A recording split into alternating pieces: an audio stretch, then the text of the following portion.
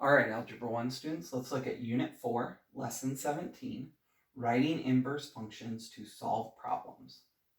So our goals are, I can write a linear function to model given data and find the inverse of the function. So if we have data in a table or otherwise, we can create a function that models that data and then use that function to create the inverse. So we'd want to rewrite it to change our outputs into inputs and our inputs into outputs.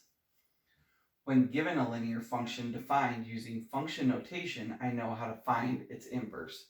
So this is still essentially the same idea as the first. It's just function notation is a little bit different way of writing the function. So we want to also know how to kind of manipulate that function notation to find the inverse. Our vocabulary is inverse of a function. And remember, our inverse is just the ability to take a function that takes an input to an output and then reverse that so that the output becomes our new input and our input becomes the output, but they must still map to each other. So say the original input is 1 and the original output is 5, they just switch their spots. So the output of 5 becomes an input, and the input of 1 becomes the output that you get from that 5.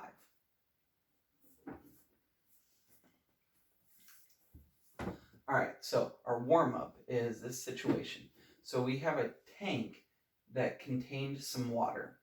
Function W represents the relationship between T, time in minutes, and the amount of water in the tank in liters.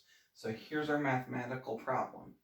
W of t equals 80 minus 2.5 times t. So I have 4 questions I'd like you to try and answer. How is the water in the tank changing? So there's movement of this water. How exactly is it moving? Is it going up? Is it going down? Is it staying the same? Those kind of things. What does W of t represent? This spot right here, what is it representing? Use the reading, use the equation to figure that out. 3. Is W of t the input or the output of this function? Would this be considered the input or the output? And then what I'd like you to do is sketch the graph of the function and label the axes. So kind of draw what you think that graph will look like. Doesn't need to be perfect. If you want to use decimals to help you with your understanding of the graph, that might help also. So bring your answers to these 4 things to class tomorrow, and that will start our discussion. Thanks.